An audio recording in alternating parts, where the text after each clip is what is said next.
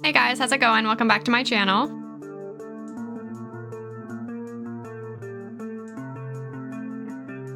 My name's Alyssa and I build Lego sets as well as film lifestyle type videos. So today's going to be a continuation of what I started last Wednesday with the new Nightmare Before Christmas Lego set. We finished first 3 bags and so we're going to move on to bag number 4. But before we get started, please be sure to hit that like button, subscribe, and don't forget to ring that bell to make sure you stay updated on all my future videos. So with that, we're just going to kind of get started on part 4.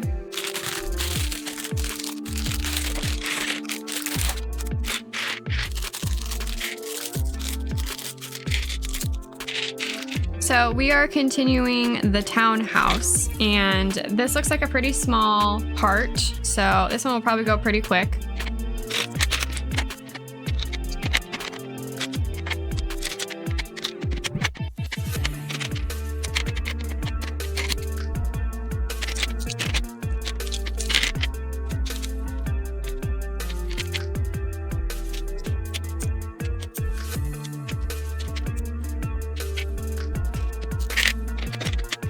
So kind of continuing a little bit more with the Night Before Christmas. I did look up a lot of things so that I can kind of stay in order of the movie and everything like that and talk about a few different things. So a really cool aspect of the movie, something I kind of talked about a little bit last week, is how the whole movie is basically incorporating Christmas and Halloween together. And so it makes it creepy, but also makes it festive at the same time, which I think that's pretty cool. I don't know if there's any movies that are similar to that kind of thing. But like I said, I think of it more as a Halloween movie than I do a Christmas movie. It just has more of a Halloween vibe to me. And so like I said, I tend to more during Halloween than I do Christmas. So it's always in the background, always play it every year. So last week I talked a lot about Jack, and then I also talked some about Sally too. But another character that is a very important character throughout the movie is Oogie Boogie. And he has a very different character, I guess. He's the only one that basically doesn't go along with everyone else when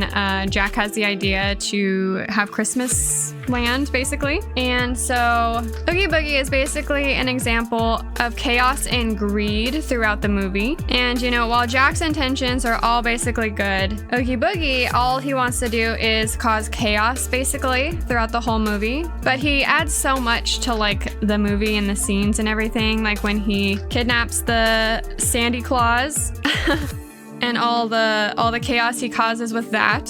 And how Lock, Shock, and Barrel are basically his little minions that do his bidding for him. And Jack had told Lock, Shock, and Barrel to go and find Sandy Claus and not to tell Oogie Boogie, but of course they do, and end up giving Sandy Claus to Oogie Boogie. And he basically keeps Sandy Claus captive, and Jack ends up trying to get him back and everything. And all Jack really wants to do is find out how he can recreate Christmas land in Halloween Town. So Jack always has good intentions in mind, even though it doesn't always turn out very good in everything he does. And throughout the movie too, they have some great music. I believe the person who made it is called Danny Elfman. I believe that's his name. And he did such a good job with all the music, and he's also the voice of Jack when he sings, basically. But it's so crazy to think about, like 30 years ago was when this movie was made, and we're still singing the songs, we're still watching the movie and everything like that. And new merch is always coming out, like this Lego set. There's not very many things or movies nowadays that are like that. There definitely are some powerhouses. So of course you always have Star Wars, and that has kind of continued for a very long time. And I did watch that. I think it was like a Disney behind the scenes. It was some sort of like behind the scenes like movie or something for The Nightmare Before Christmas. And I think I remember them talking about how like this movie didn't originally actually do good at all. Like it kind of failed in the beginning, and then as time has gone on, it's just gotten more and more popular. I don't remember what documentary or what thing it was for. It must have just been for The Nightmare Before Christmas, because I remember there was a bunch of like behind the scenes of the making the claymations and everything like that. So all of that was pretty cool to see too. But it's so crazy how throughout time it's still popular and continues to be more popular, basically.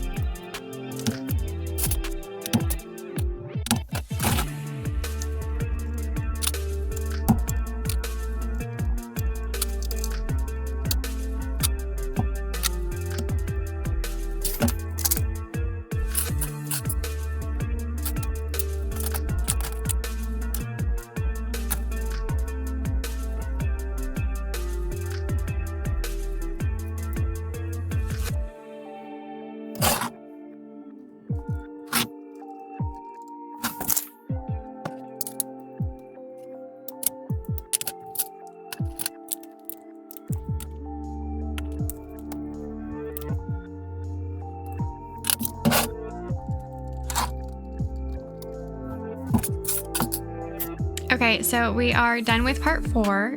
So we attached the little townhouse to the base, I guess. And then we added this little, it looks like a light, but I feel like that's wrong. Like it's like a lamp or something. And then we also added this little decor, I guess. I think it's trying to be like a curtain or something around this little area. And then we also attached a bunch of things to the front. So now it says 35 days to Christmas. Looking so cute. So now we're just gonna go on to part 5.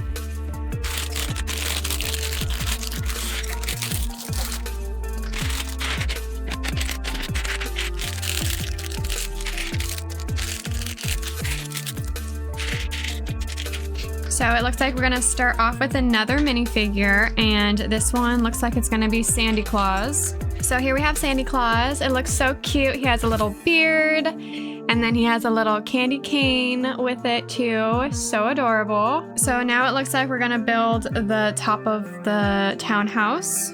So we're gonna go on to that. This one has quite a few more pieces than the last one. So The Nightmare Before Christmas, I think people like it so much because they feel like they can relate to the meaning of the story. So it has a feeling of loss and to be wanting something more, to feeling like you don't belong. And I feel like everyone at one point or not has been able to relate to those. So that's why a lot of people really like the story of The Nightmare Before Christmas, and they can relate with Jack and everything. And also something that makes this movie very unique is the way that it's very dark and goth-like. And, you know, typically animated movies are fun and cheery and for kids and things like that. And this one is very different. Another reason why I really like this movie too. Also, all the characters are very unique too. They're not just like all normal people. It's like Jack is a skeleton, and then you have Oogie Boogie and he looks like a sack of flour or something like that. And then you have Frankenstein, who you can take his brain out, and Sally, who's a rag doll, and she can take apart her arms and legs and put them back together. Of course, in the Christmas town, everyone is like people, and like everyone's regular and all happy and cheery and everything like that. But that's not how life is all the time. And you know, talking about like Sally again, so Jack typically is the one that gets the most of the attention in this movie, and the movie is basically centered around him. But Sally plays a very crucial role in this movie. You know, she's the one that sees the flaws in Jack's plan. And she tries to stop him from making the huge mistakes. Without Sally, things would have ended up so much worse for Jack, and she really is like the hero of the story, basically. This movie also has such a quirky, dark sense of humor throughout the movie. And I think that because of that, it makes it appeal to like kids and adults. So it's really a whole family type of movie. It's crazy how influential this movie is still today, and how much it's still part of our culture and Halloween and everything. And there's so much merch that's Nightmare Before Christmas and everything like that. So it's just such a great classic movie.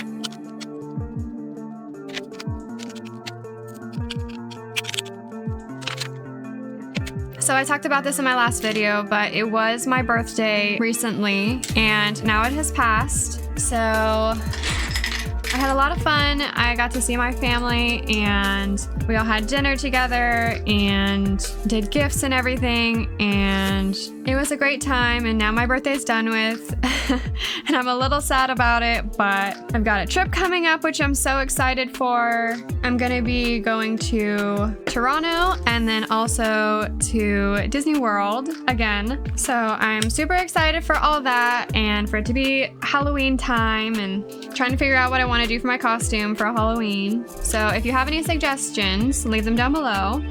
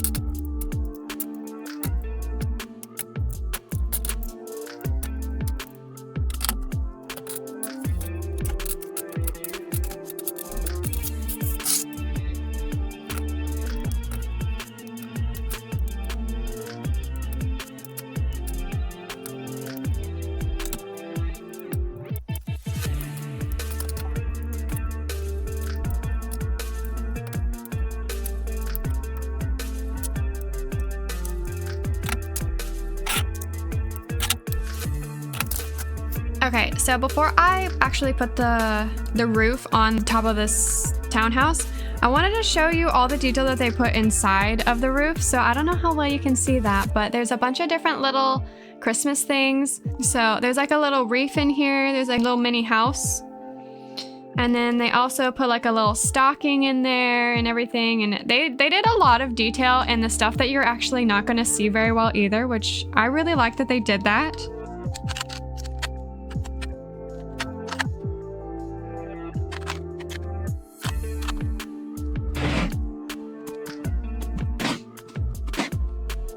Okay, so we're officially done with part 5. I already showed you guys what was inside, and it looks like the roof just kind of lays on top. It doesn't really like stay at all. It's just gonna kind of sit on there like that. And that was all that was in part 5. So we're gonna go on to part 6, and that's gonna be the last of this little townhouse.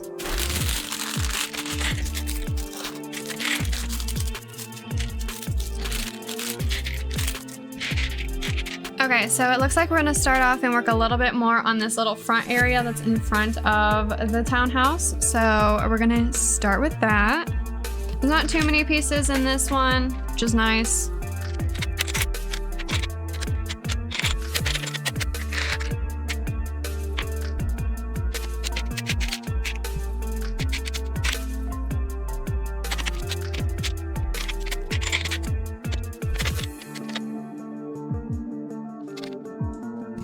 So I talked to you guys last week about one of the days while I was in Hawaii, and I thought I would kind of just continue that to my second day. So that day I had kind of an early start.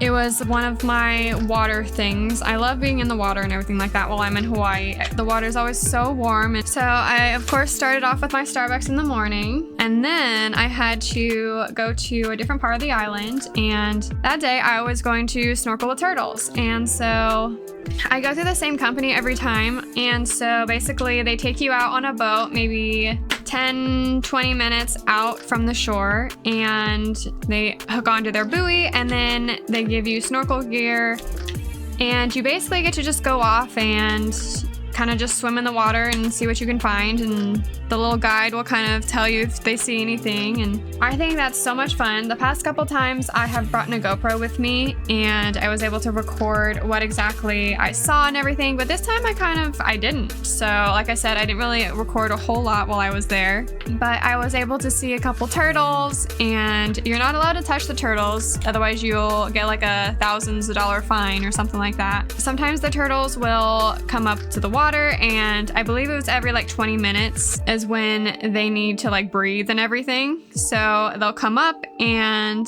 you just kind of have to watch out and make sure you're out of the way. But it was pretty cool to see them come to the surface and everything. And so I saw a couple of those, and then there was some puffer fish, which was really cool to see. And then I also saw some of these like teeny tiny little fish. Like they were so small and they kept swimming up to me. They were so pretty. But you're able to be out there for maybe like an hour and a half-ish, and then they bring you back to shore, and right where you get dropped off is this really good sushi place that I go to every time I'm there. They have this one sushi called the Caterpillar, and they cut up like the avocado and like make it on, put it on top like it looks like a caterpillar, and they make like little antlers. It's really cute, but so delicious.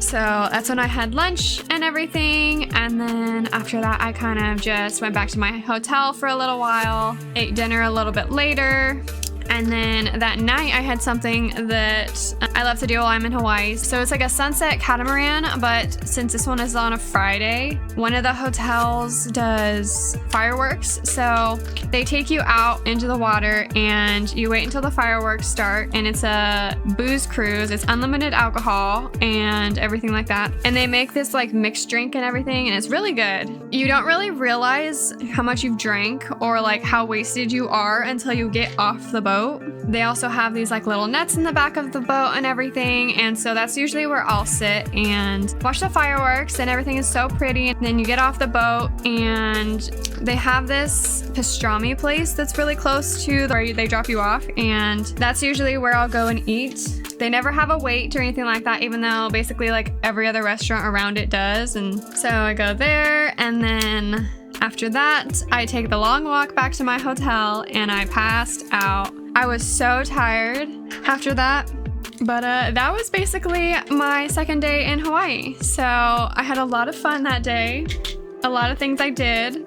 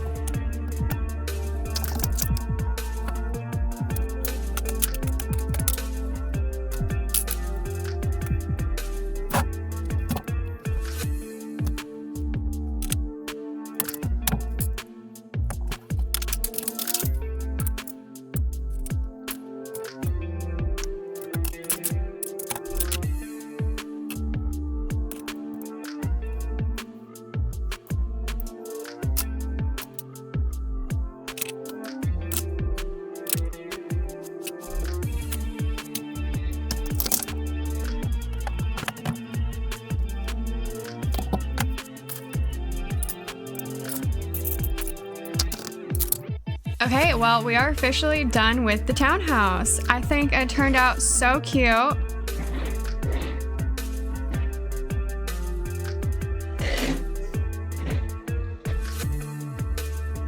They put a lot of little detail in there, which I really like. I love how this set turned out so far, so I can't wait to start the next one. Before I sign off, please leave any comments down below that you have. Don't forget to like and subscribe and ring that notification bell to make sure you stay updated on all my future videos. And with that, I will see you guys in my next video.